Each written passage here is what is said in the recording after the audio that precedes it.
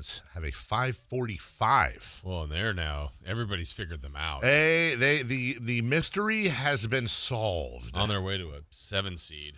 So we take a look as we haven't done this in a while, but are you ready for because as of right now, based on odds, and record, it's got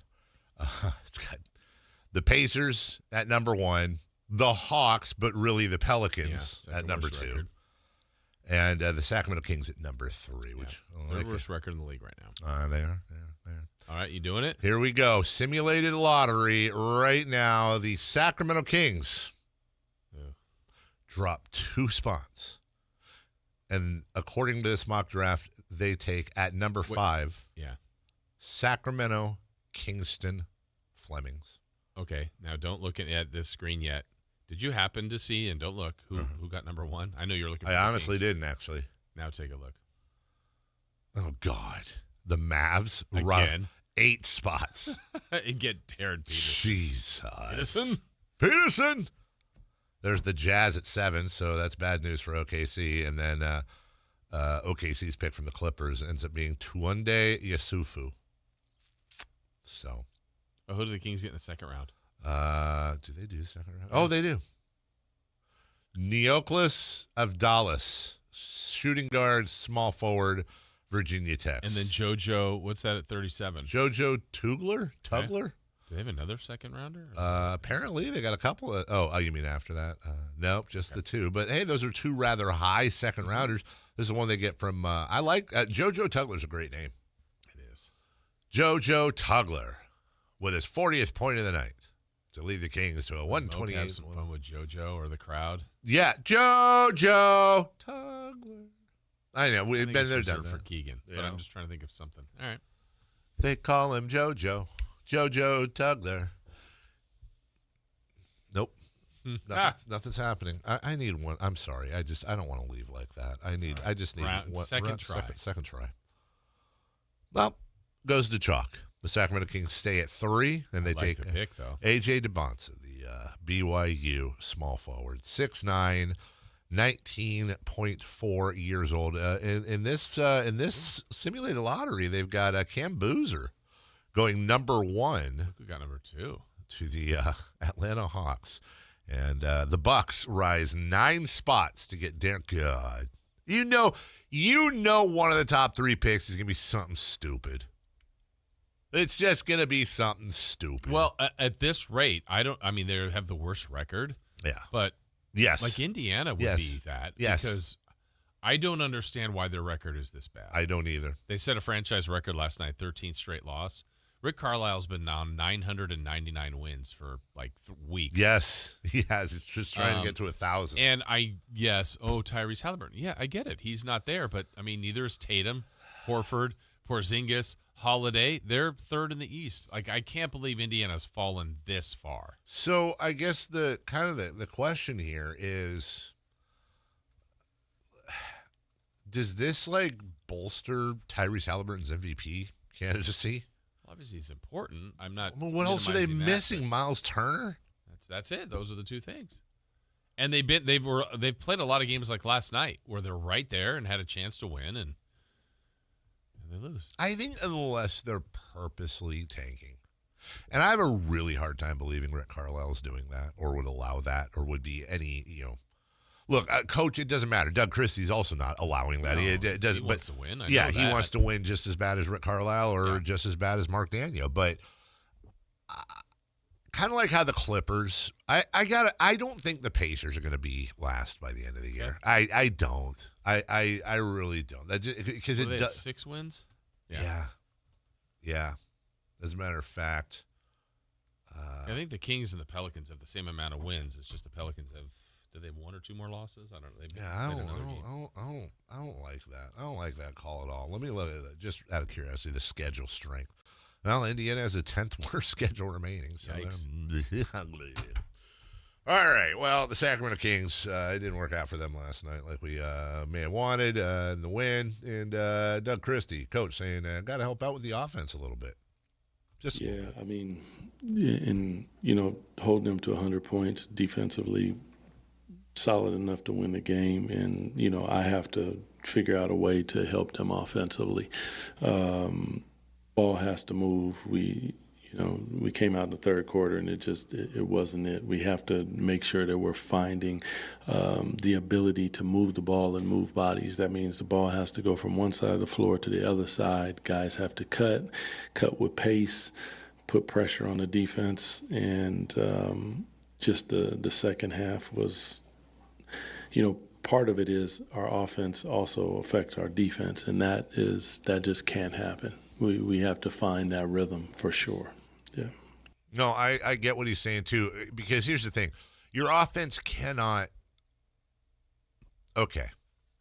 The only way I think it's acceptable for your offense, and I know this isn't what Coach was saying, but the only way me, noted NBA strategist Carmichael Dave, thinks that the offense should affect your defense is in a positive. And we've talked about this before. If you're making your shots, I mean, it's just as dumbed down as you can get. If you're making your shots, the other team has to inbound the ball, which should allow your players to get back, and you don't have to worry about transition defense, which has notoriously been a weak spot for the Kings. It allows you to go back, set your defense. So in other words, the better your offense is as far as efficiency goes, I'm not saying the better your defense will be, but it should do nothing but help your defense. I think, correct me if I'm wrong, I don't want to put words in Doug's mouth. I think what I took what he was saying as is that we can't allow us getting our daubers down on offense affect our defensive intensity. And he's 100% right, dude. It's two different sides of the ball. You got to find just as much joy in fulfilling your defensive contract as you do in hitting that three or dunk or whatever. Yeah, and I know Doug's been really working on trying to get this team to become better defensively, and I think there's flashes, there's elements. Like if you would have told me before the game Dallas would get 100, Kings odds, I know they haven't been great offensively lately, but even after the first quarter, Dave, when they have 35, you just have to score 22 a quarter to get over 100. The Kings didn't get to 100, and this is the first game all year Dallas has not allowed 100 points. Wow. So it's their season best defensive performance. And we had 35 in the first quarter. 35. You just average what? Yeah, 140. 22. That'd be 140 throughout the game. Yeah. But 22 a quarter the rest of the way gets it done, and they had 20 in the third and 20 in the fourth. You were there. How much of that was Dallas defensive adjustments? How much of that was Kings just got cold? And I'm sure the answer is probably a little bit of both. Yeah, I think the thing that the Kings, it felt like they did a less of, like they were really attacking and pushing and pushing and pushing. They still had a season best 30 points in the paint. I mean, in fast break points, which is nearly a third of their offense came in the fast break. It's a lot of the little things. There were some more missed free throws, especially early on. Sure. The 3-point shooting, they were 6 of 10 after the first quarter. I think they went 3 for 20 the rest of the game. And 3 for 21. Oh, man. Jeez. And in that stretch, one of them that they did make was the one that Keon made that was taken back because of the foul, which they did foul. I mean, I don't want to say it was a bad call. Yeah, it's tough. And it was such a contrast in styles. Dallas was big, much bigger than the Kings, and they played big, and they were getting rebounds and second chance points, and the Kings were having trouble getting those rebounds. But it also, I think Dallas led for 1 minute and 40 seconds. Their largest lead was the final score. Kings, it was under the Kings' terms. Most of it is just they did not get the ultimate reward last night, which is really unfortunate. Yeah, and it's also a team they played not that long ago, and they beat at home. Now the difference here's the thing: Anthony Davis played this game; he didn't play last game. No, I didn't think he was very good. No, I agree with you. He wasn't. His presence is going to help any game. 19.60 on 7 of 23. Yeah, I think his impact, honestly, on the game last night specifically was, and I had this down keeping stats for the G-Man. The first 7 fouls that were called on the Kings were all against Davis. Yeah, and it wasn't, it was Raynaud, it was Cardwell, but it was also helped by Ellis, helped by Levine. DeRozan got a couple. He just had an impact on the game in that way. Raynaud and Cardwell, by the way, combining for 11 fouls. And there were a lot of calls on the Kings, but sure, whatever. That's part of the deal, I guess. Simple question: if Keegan Murray plays last night, do they win? I don't know. Possible, because that was also the difference as well. Keegan out, the best. The other difference. Every single thing every fan does at home or at the stadium makes a direct impact in the game. It's very, very true. I was not there. Yeah. You were asking earlier, too, about, we played the clip earlier where Doug was talking about how the players went, a play they had run just in shoot-around earlier in the day, and the Kings obviously didn't execute it very well. Yeah. Apparently, the last 3 that Dallas made, which was Brandon Williams, that was not what Dallas wanted to run. Oh. Well, see, but that worked. Genius move by Brandon Williams. Yeah, really good instinct. So he just had a feel for the game? Yes, that's 100% what it was. Also, actually, I'm going to update this here. 62 of the 92 shots taken last night were from Russell Westbrook, DeMar DeRozan, Zach LaVine, and Dennis Schroeder. Mm-hmm. And I could amend that. Take Schroeder out, who took 10 shots in 26 minutes. 52 of the 92 came from LaVine, DeRozan, and Westbrook. Now, I don't know that that's look, I'm not going to get on Zach LaVine for shooting 19 times, and half the time we get on him for not shooting at all, and going 6 for 8 or whatever the hell. DeRozan was 8 of 18. Westbrook was 4 of 15. I think that's the one, and you don't put it's not strictly on him. There's values and merits to some of the things that Russ does every night. That compete level that Doug's thirsting for. Yeah. He does that. Yeah. But there's he makes some mistakes in the game. It's just some of his decision-making process. And I don't know about you, Dave. I think for me, I must speak for me personally, like, look, no one's enjoying 8 and 29. This is rough. Yeah. But the sooner it can be like, all right, it was Nique Clifford that missed those shots. Yeah. It was Max Raynaud that missed those shots. Oh, look, Devin Carter got 15 minutes to see what he could do. I don't know. For me, it's a little bit easier to take than watching the vets, even though I agree with you. It's an odd spot. The vets are important to this team. Yeah. But they aren't going anywhere at the moment. No. So what are we doing? And I know if I was the head coach, which I'll never have, I can't imagine that would be easy. Like, Russ, this isn't easy what they're doing with Malik Monk. No. To not play him. No. But they're not playing him. They're not. But why is it Malik? Could that be Zach? Could that be DeMar? Could that be Russ? That's what I'm saying. Would you rather? I think I'd probably rather see Malik Monk playing than at least a couple of those vets that are playing a lot. Yeah, but again, now it's back to damned if you do. Like when Malik was, why isn't Keon playing? Yeah. Well, now Keon is. I think we're in full-on showcase mode for those 3 guys, and I think part of you, well, why aren't they showcasing Malik? I do think they want to move him, but exactly. Yeah. But it's like, and we've been saying this for the longest time. It's just like, can they do it? Make the trade now, whatever it is, right? Just to change it up, probably to make it a bit easier on the. And some of it is easier because Sabonis and Murray are out. Yes. And I think because Sabonis has been out, that's been silver lining, whatever, a little bit of bright spot. We've seen a lot more of Raynaud and Cardwell. I actually like Cardwell. I do too. He plays with such joy. Yeah, he's so fun. I love his interactions with the crowd. I love his style of play. Yeah. He's one of those fan favorites already. And, yes, he is. But if you're winning 8 games and you're playing those guys, I think it's easier to take. I also, yesterday I said, hey, look, I don't even know what kind of conversation I want to have with Keegan, but we had that Keegan conversation. Yeah. I know this is really unfair, but is Nique Clifford getting a little bit more of a free ride than he should? What do you mean? So, first-round pick. Uh-huh. He turns 24 next month. He's not 18 or 19. What is Nique Clifford shown you? Let me put it this way. I think I can make an argument that I've seen as much, if not more, potential out of Devin Carter in his play than I had. Probably around the same. There are games where Devin Carter looks like, holy crap, he's an impact dude. And then there's games where he looks unplayable. I look at Nique Clifford last night in 14 minutes. He took 2 shots. He made 1. He had a board. He had a block. He had a couple of turnovers, 3 points. He's averaging 3.3 points this month on 18 minutes with splits of 36, 25, and 50. He ain't doing much else. Now, he's I think he cares about defense. Mm-hmm. I don't want to take that away from him, but we're not talking about an 18 or 19-year-old. We're talking about a 24-year-old. Yeah. And I just wonder – it's way too early. I'm not saying bust. I'm not saying anything like that. I'm just saying Max Raynaud is head and shoulders better than Nique Clifford so far this year, and he was a second-round pick. I know it's kind of punishing Clifford for where he was picked, but we talked about Perry coming up with the picks and doing well in the draft. I don't know what the hell Clifford is. I really don't. Yeah, I don't have that strong. I mean, I feel like I watch him, and the best way I could say it is like it looks like he belongs. Like I don't look at him and go, I don't think see that's an NBA fair. player. But at some point, Yeah. you have to start putting up numbers. I think he's much more of a passive isn't the right word, but I like the fact that he lets the game come to him. Sure. But sometimes I think he needs to step on the gas a little bit. And so to let us know, like, is there more to right. his game?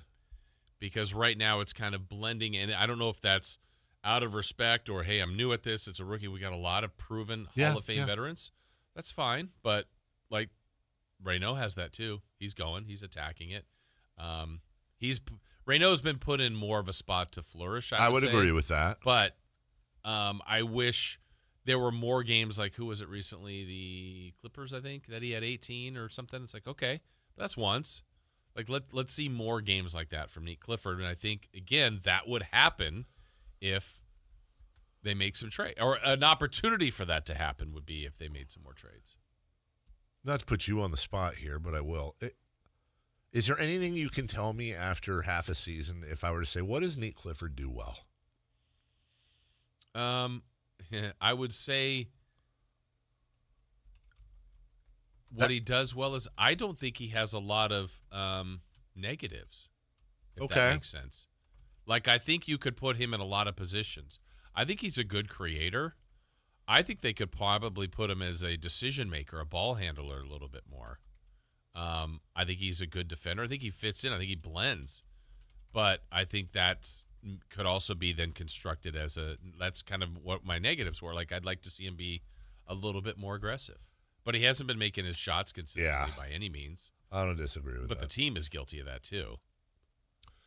I think it's part of why we're so thirsty in the sense of hoping that one or all of DeRozan, Levine, perhaps Westbrook, perhaps Schroeder's a different story, even Sabonis. Because, I would like to – look, the Kings lose last night, and you just got done saying this as well. Kings lose last night, but your first option, again, assuming he's healthy, your first option is Keegan Murray. Your second option is maybe Max Raynaud. Your third option is Nique Clifford or vice versa. Devin Carter's getting huge minutes. Keon Ellis, if he's here, is getting huge minutes. And we're going out every day. I would rather this part I'm actually serious about. I would rather lose last night to Dallas by 30 points and have the focuses of the offense and the bulk of the minutes. Like I said that DeRozan, Levine, and Westbrook took 52 of the Kings' 92 shots. I would rather lose by 30 and have that number 52 be Keegan Murray, Nique Clifford, Max Raynaud taking 52 of the 92 and lose by 30 than lose by 2 last night with that as the case. Yeah, and it's now January. Right. Like, where before it's like, Dave, it's 10 games in. Sure. Like, you got to give them some time. Right. Next week we're at the halfway point. Yes. We're not early anymore. We're closer to the trade deadline than we were before, and by the outlook, barring something that nobody sees right now, yes, they're a lottery team, right? Absolutely. I mean, that's not even a crazy. I would, if you gave me a choice between this team losing out and this team making the play-in somehow. Like, making the play-in at this point is my nightmare because in order to do that, there's going to have to be some sort of shortcut, easy, simple win-now crap move that's gotten us into this problem in the first place. Yeah, and I said this before, the only way that to me would be acceptable about making the play-in is if somehow they did what you just said. And there were trades, and they were starting Cardwell, Raynaud, Clifford, Carter. Yep. Keegan, Ellis is playing, and whoever came back in some of the trades, and you go, I don't know how, but this young group figured it out, and they're winning a ton. I think the whole place would be going super excited. Yes. I don't think that's happening. No. But can you get to those steps and, all the stuff I think Scott Perry wants to do to me, when he says it, all makes sense. We just haven't lived it yet. Well, that's my question though and that's the thing I think that's breaking our brains a little bit is this team. So I said to you with Monk earlier, I was like, well, whether or not they're playing or not, you responded, well, people know what Malik Monk can do. If people know what Malik Monk can do, they sure as hell know what Russell Westbrook can do. They know what Sabonis can do. They know what DeRozan can do. They know what Zach LaVine can do. So if that's the case, I would love to know the thought process because right now, last time I checked, the Sacramento Kings are the second worst team in the NBA, and that's with these vets getting a ton of minutes. So if your reasoning is we need these vets on the floor, look at DeRozan's numbers. Look at these guys. Look at what they're doing. Guys, we're still 8-29. So if we're going to be 8-29, number one. Number two, if everybody in the league already knows what these vets can do, then why are we not benching them? Why are we not saying to them, guys, I know this kind of upsets you, but here's what you need to know. We don't want, and I'm being serious now. We don't want to risk you. I'm not even going to say the name because I am a jinx believer. Let's just say every single thing that every fan does at home or at the stadium makes a direct impact in the game. Let's just say veteran X that we're trying desperately to trade right now plays this weekend or the following day or whenever and cracks his knee. Right. Awesome. Right. I mean, crappy for the player too. I'm not trying to not be a human, but great. That's really neat. Now we are there's no trading them. If everybody in the league knows what they're capable of, you sit them all down. I mean, literally do it all at once. Sabonis, LaVine, DeRozan, Westbrook. Guys, you're going to be either in street clothes or you're not going to be playing a lot. We're basically bubble wrapping you unless we get injuries and we have to play you. We're going to do our best to move you. We're going to do what's best for the club, but we're going to do our best to move you maybe to a competing team. We're certainly going to try.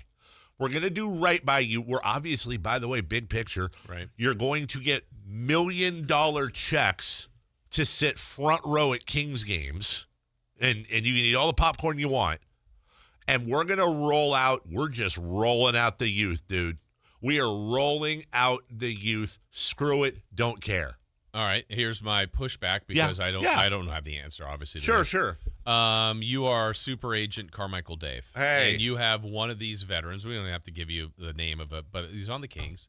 And, I'm Scott Perry. I've called you, and I'm like, hey, Dave, sorry, look, we are actively trying to move your player. Good news, though. In the process, we're going to protect your guy. We're going to try to do right by him and send him to a place that you told us he's interested in. Yeah. He's not going to play for the next 2 to 3 weeks because we gotta protect him. But also, here's the good news. I'm calling because the player you also represent in Indiana, we want to bring him here. And you're going like, wait, I'm not as no. Yeah. I know what your organization has been like. I see what you're doing to my current veteran. I'm not really. I mean, just the word of mouth, the reputation this organization has had, the politics of that, which. I don't like any of that part, but it is a reality of the sports world. I don't know if that's a reason, but a lot of this is moved by agents. And we all agree these players on their own have built the incredible career resumes. Yes. It's not working here on the collective. And again, one last bit of defense, like we can all agree that Keegan Murray and Domantas Sabonis are very important to this team. Yes. They haven't played one game together. No. I'm not trying to fantasize that this would be drastically different, but those are one of your most important offensive pieces, clearly your best defensive player. Yes. They haven't played a game together, not one. But anyway, the politics part of this. No, I hear you. Well, then even on top of that, the NBA's got those rules against resting star players. So does ownership really want to pay fines for a losing team? Well, do any of those guys count as star players?